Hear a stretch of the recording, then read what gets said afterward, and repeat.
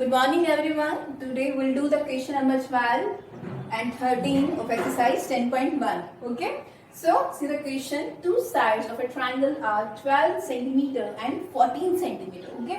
अब चलिए एक ट्राइंगल बनाते हैं, ऐसे ही रफ सा डायग्राम बना देते हैं.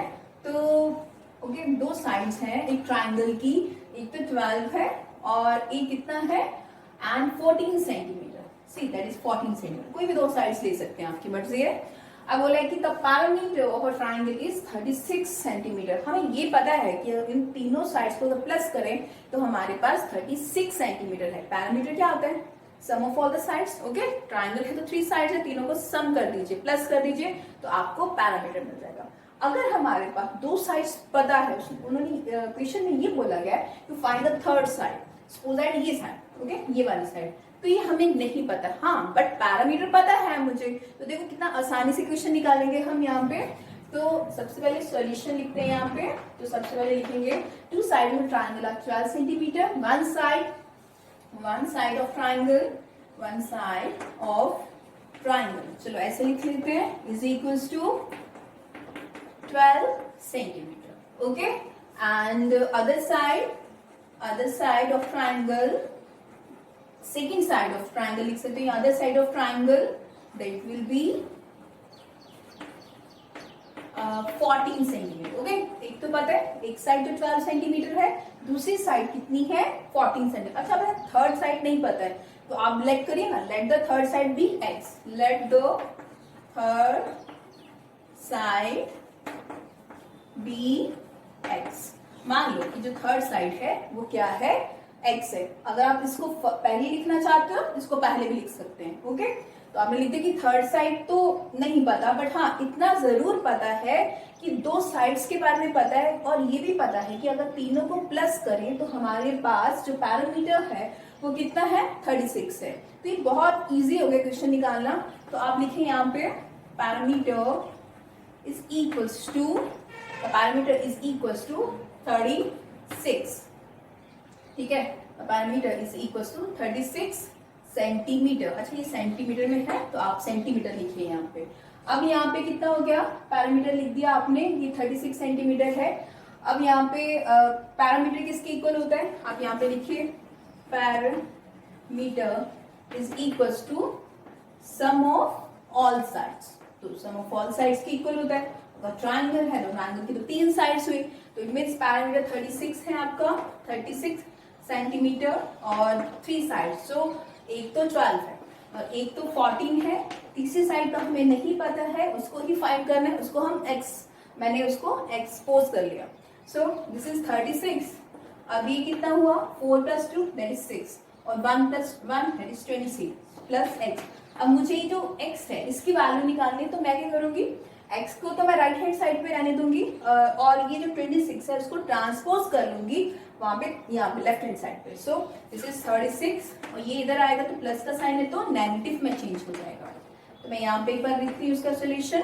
36 में 26 माइनस करें तो कितना होता है 10 सेंटीमीटर. तो x कितना है 10, तो x क्या है, सो द थर्ड साइड भी 10 centimetre. Therefore third side is 10 centimetre.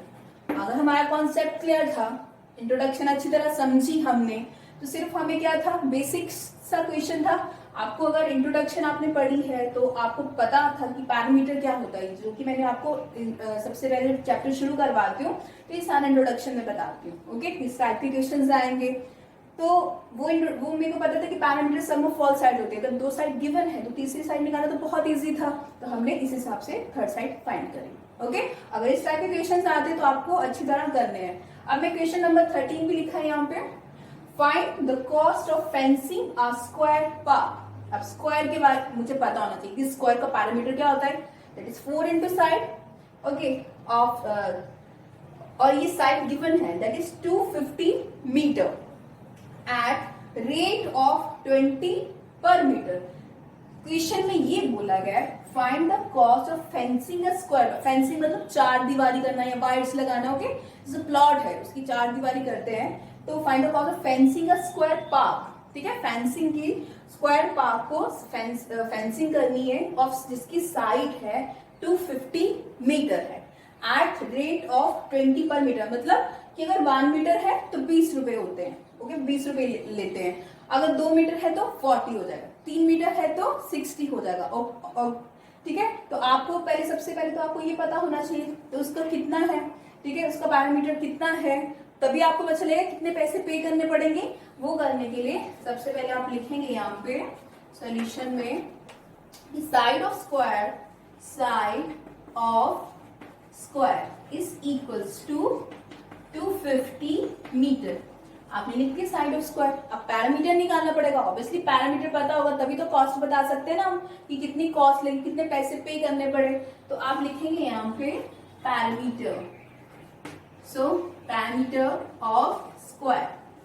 आप पैरामीटर का क्या फॉर्मूला होता है, 4 इंटू साइड, 4 साइड्स होती है ना, तो 4 इंटू साइड। अगर मैं 250 प्लस 250 प्लस 250 प्लस 250 करूंगी तो थोड़ा सा डिफिकल्ट जाता है, तो 4 इंटू साइड लिख दो क्योंकि ऑल साइड्स आर सेम, तो 4 इंटू साइड है। ओके, तो सबसे पहले पैरामीटर फाइंड कर लेते हैं और साइड दी आपको 250 मीटर। ओके, तो see that is 25 4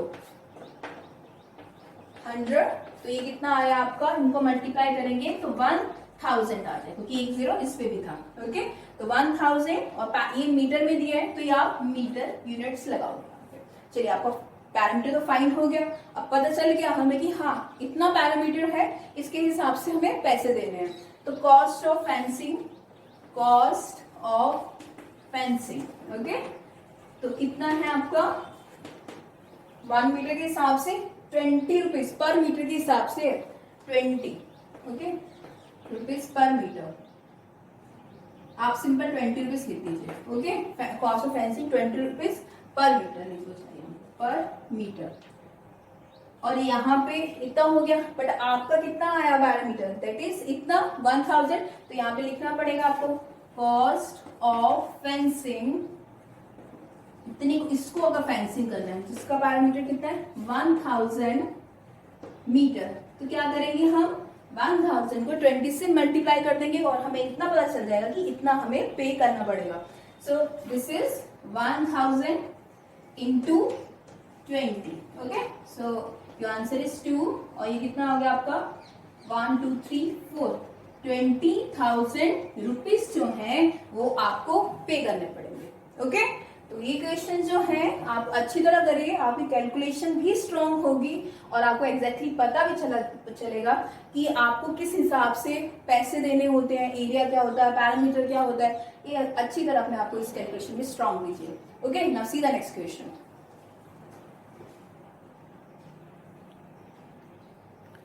Now see this question, question number 15. जो क्वेश्चन नंबर 17 है वो आप नहीं करेंगे, 16 तक करेंगे, बिकॉज 17 क्वेश्चन में डायग्राम्स वगैरह है, तो आप सिर्फ क्वेश्चन नंबर 16 तक करेंगे। वो लास्ट क्वेश्चन है, वो मैंने आपको अच्छी तरह समझाया होगा कि पैरामीटर्स कैसे निकालते हैं, सिंपल सा क्वेश्चन है। ओके, तो ये क्वेश्चन नंबर 15 देखिए, Sweety runs around a square park. एक लड़की है स्वीटी, वो रन कर रही है अराउंड अ स्क्वायर पार्क, एक स्क्वायर पार्क है। चलिए ये एक स्क्वायर पार्क बनाते हैं, ऐसे रफ सा डायग्राम बनाते हैं, ठीक है। एक लड़की है जो यहाँ पे भाग रही है, एक स्क्वायर पार्क में भाग रही है, ओके, जिसकी साइड जो है वो 75 मीटर है। चलिए ये जो स्क्वायर है इसकी साइड 75 है, तो क्या बताया था, जो स्क्वायर होता है उसके चारों साइड्स इक्वल होती है, तो इट मींस दैट ये भी 75 है, ये भी 75 है, ये भी 75 है और ये भी 75 मीटर है। ओके, चलिए अब नेक्स्ट में बोला बुलबुल runs around a rectangular park. एक लड़की और है बुलबुल, वो एक रेक्टेंगुलर पार्क है। अब रेक्टेंगुलर पार्क क्या होता है, अपोजिट साइड्स क्या होती है, इक्वल होती है, तो उसकी जो अराउंड रेक्टेंगुलर विथ लेंथ है 60 मीटर, तो ये 60 मीटर है तो ये भी 60 मीटर होगा, और जो उसकी विड्थ है वो कितनी है 45 मीटर, तो ये भी 45 मीटर है और ये भी 45 मीटर है। वो जो लड़की है वो यहाँ पे भी एक रेक्टेंगुलर पार्क में भी क्या कर रही है, भाग रही है। ओके, अब देखते हैं क्वेश्चन में नेक्स्ट लाइन में क्या बोला है, हु कवर्स लेस डिस्टेंस, कौन सी दोनों में से जो लेस डिस्टेंस जो है, कम डिस्टेंस कवर करते हैं। वो करने के लिए ऑब्वियसली मुझे क्या निकालना पड़ेगा, इनका दोनों का पैरामीटर निकालना पड़ेगा। दोनों का अगर मुझे पैरामीटर पता चल जाता है तो जिसका कम होगा तो एग्जैक्टली उसका पता चल जाएगा कि वो लड़की लेस डिस्टेंस कवर करती है। तो वो करने के लिए यहाँ पे सबसे पहले यहाँ पे स्वीटी का निकालते हैं, ओके, और यहाँ पे बुलबुल का निकालते हैं। चलिए यहाँ पे स्वीटी है तो आप लिखोगे Sweety runs around a square park of side, ठीक है, side of square is equals to 75 metre. तो साइड ऑफ स्क्वायर है 75 मीटर, ओके। सो आपको पैरामीटर निकालना है तो पैरामीटर निकालिए, parameter is equals to 4 into side. अब तो फॉर्मूला आपको लर्न हो गया होगा इसका। तो 4 इंटू साइड कितनी है 75, तो ये कितना हो गया 300 मीटर, क्योंकि ये यूनिट्स जो है इसके मीटर में है तो आप मीटर लगाएंगे, सेंटीमीटर तो सेंटीमीटर लगाएंगे। चलिए आपने तो इसका पैरामीटर पता चल गया कि हाँ, तो ये कितना हो गया 300। डिस्टेंस कवर्ड बाय स्वीटी कितना हुआ इज 300 मीटर। इसने कितना करा है 300 मीटर करा। अभी तो एग्जैक्टली आंसर नहीं आया ना, बिकॉज तो ये बताना है दोनों में से कि लेस डिस्टेंस किसने करा, तो ऑब्वियसली बुलबुल का भी पता होना चाहिए। तो इसका करने के लिए आप लिखेंगे लेंथ ऑफ रेक्टेंगल, उस रेक्टेंगुलर पार्ट की लेंथ लिखेंगे इज इक्वल्स टू 60 मीटर, और इसकी ब्रेड्थ ऑफ रेक्टेंगल या rectangular part is equals to 45 metre, ठीक है। इसका भी क्या चाहिए पैरामीटर, तो पैरामीटर निकालेंगे इसका इज इक्वल्स टू, ये कितना आएगा इसका पैरामीटर 2l प्लस p, ये फॉर्मूला था ना, 2 लेंथ प्लस ब्रेड्थ। अब ये 2 आ गया, लेंथ कितनी है आपकी यहाँ पे 60 और ब्रेड्थ कितनी है यहाँ पे 45, इन दोनों को ऐड करेंगे तो ये 60 45 60, तो ये कितना हुआ 105। तो यहाँ पे अब मल्टीप्लाई करिए 105, सो 105 मल्टीप्लाई बाय 2, तो कितना हुआ 210, तो यहाँ कितना हुआ 210 मीटर। चलिए अब आप बता सकते हैं, सबसे पहले तो लिखिए distance covered by Bulbul, therefore distance covered by Bulbul is 210 metre.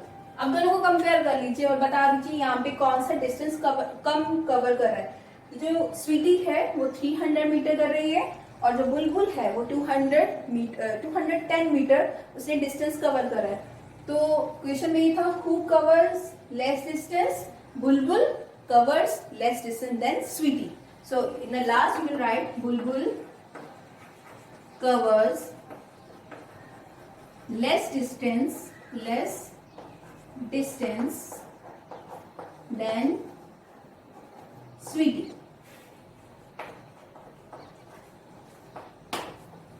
चलिए ये एक्सरसाइज भी कंप्लीट होती है।